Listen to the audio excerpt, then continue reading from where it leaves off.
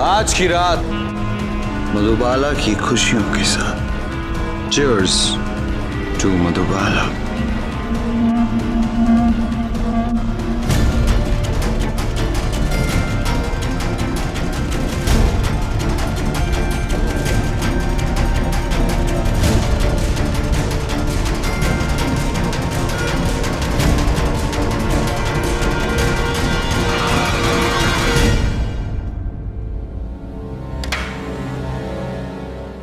किसी अपने का दुनिया के सामने अपमान करने का जश्न नहीं मनाया जाता।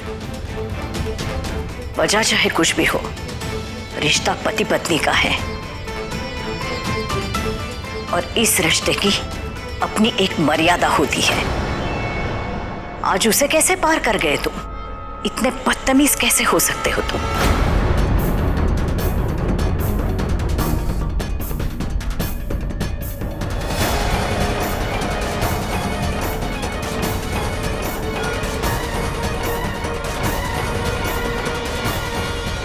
आज तक सब कुछ बर्दाश्त करती रही मैं, सिर्फ ये सोचकर कि शायद तुम्हारी जख्मों की वजह मैं हूं। पर मधु, उसने कौन सा जख्म दिया है तुझे जो उसकी इतनी दुर्गति की तुमने? क्या कसूर है उसका?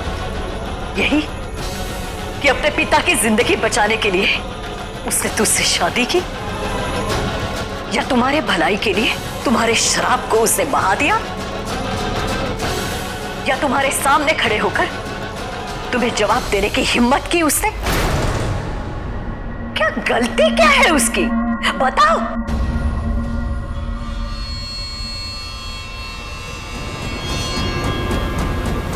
एक मिनट,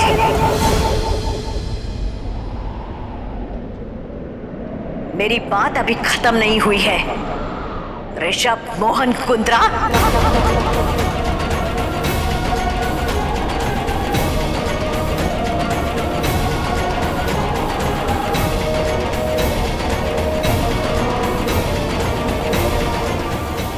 कितना गर्व, कितने प्यार के साथ आज भी रिश्ता बना के रखा है अपने पिता के साथ। उनका नाम अपने नाम के बीच में लगाते हो ना, लेकिन कभी सोचा है तुमने? तुम्हारी हरकतों की वजह से तुम उस आदमी का नाम खराब कर रहे हो, उस खून का अपमान कर रहे हो। तुम ऋषभ मोहन कुंद्रा, जो तुम्हारी नसों में बह रहा है। तुम्हें देखकर दुख होता था, क्यों वो तुम्हारे साथ नहीं है, लेकिन आज खुशी हो रही है तुम्हारा ये रूप देखने के लिए। वो आज नहीं रहे। अगर होते तो तुम्हारा अपनी पत्नी के लिए या किसी भी औरत के लिए ऐसा बर्ताव देखते तो शायद उनकी खुदकुशी की वजह तुम होते।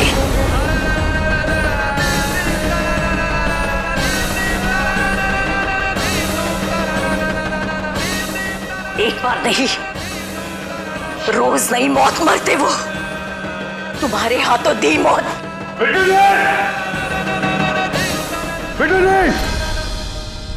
क्या बात हो गई चीफ? इन्हें अभी और इसी वक्त यहां से लेकर जाइए। गो! आपने सुना नहीं? इन्हें यहां से लेकर जाइए। चली जाऊंगी, लेकिन उससे पहले मधु से जाकर अपने किए की माफी मांगो।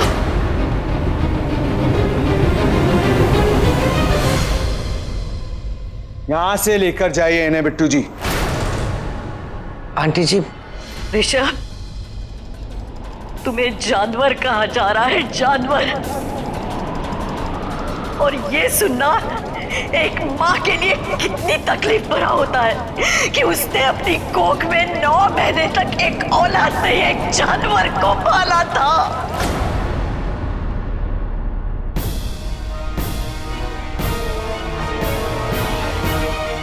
अगर जरा सी भी इंसानियत बची है तो जाकर उस लड़की से माफी मांगो।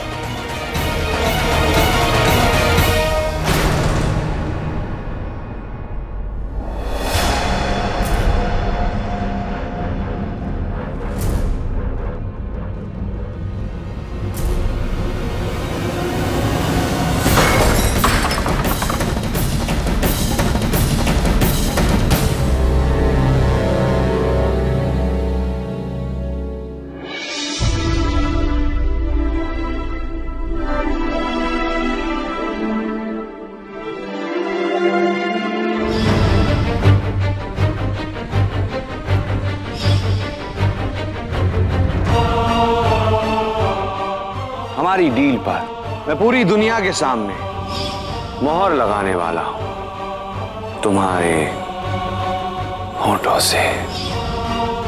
ना बीवी ना, तुमने अपनी जिंदगी में इतने अच्छे काम नहीं किए अभी कि आके तुम्हें इनाम के रूप में किस करे। कितनी तकलीफ हो रही है तुम्हें इस बात से कि नीचे मैंने सबके सामने तुम्हें किस करने की धमकी दी, या फिर अपनी धमकी को पूरा नहीं किया। किसने किया तुम्हें? पूरी दुनिया के सामने बीवी का दर्जा देते देते रह गया।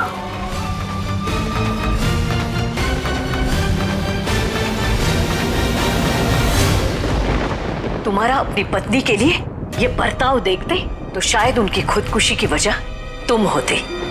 तुम्हें जानवर कहा जा रहा है, जानवर। अगर जरा से भी इंसानियत बची है तो जाकर उस लड़के से माफी मांगो। तो शायद उनकी खुदकुशी की वजह तुम होते, तुम होते, तुम होते, तुम होते।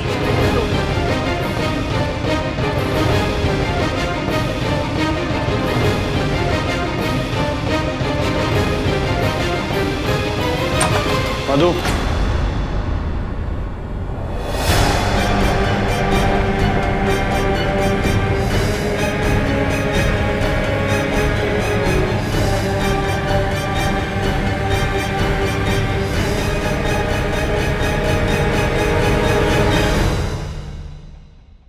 मधु, मधु। सर वो अपने कमरे में। सर नहीं है वो अपने कमरे में।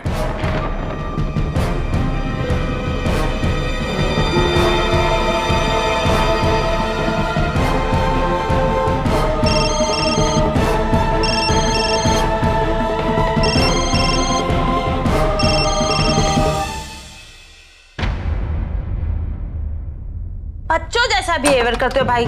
दवाई नहीं खाओगे तो ठीक कैसे होगे? ये लो।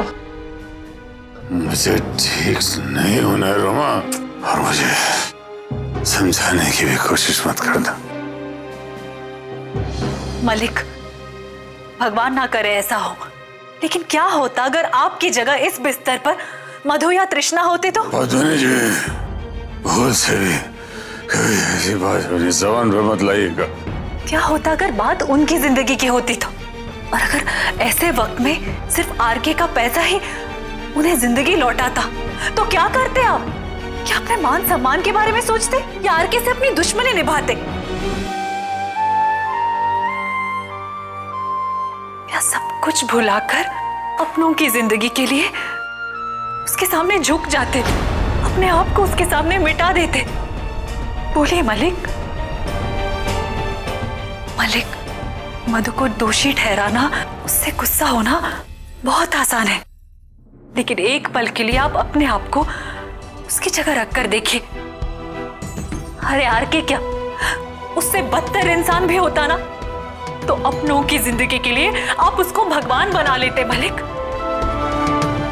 ना कि अपने आत्मसम्मान के बारे में सोचते। और आपकी बेटी ने भी वही किया। मजबूर थी वो, आप उसकी मजबूरी को समझने की कोशिश कीजिए। बाकी आपकी मर्जी।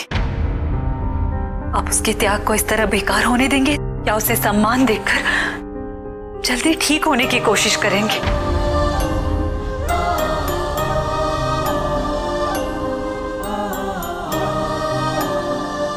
रोमा, दवाई खिला।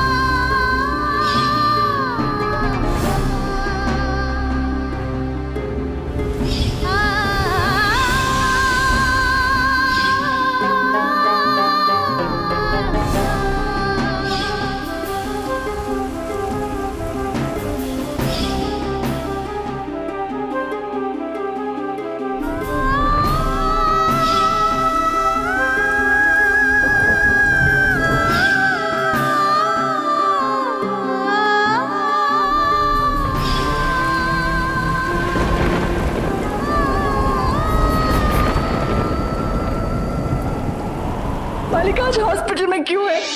क्यों हॉस्पिटल में वो एक बेजान लाश की तरह पड़े हुए हैं? वो भी सिर्फ तेरी वजह से मधु, वो भी सिर्फ तेरी वजह से। माँ और मालिक को जो आके ने उनके रिश्ते पर इतनी कालिक पोती, उनको इतने मान से गुजरना पड़ा, वो भी सब तेरे कर्मों का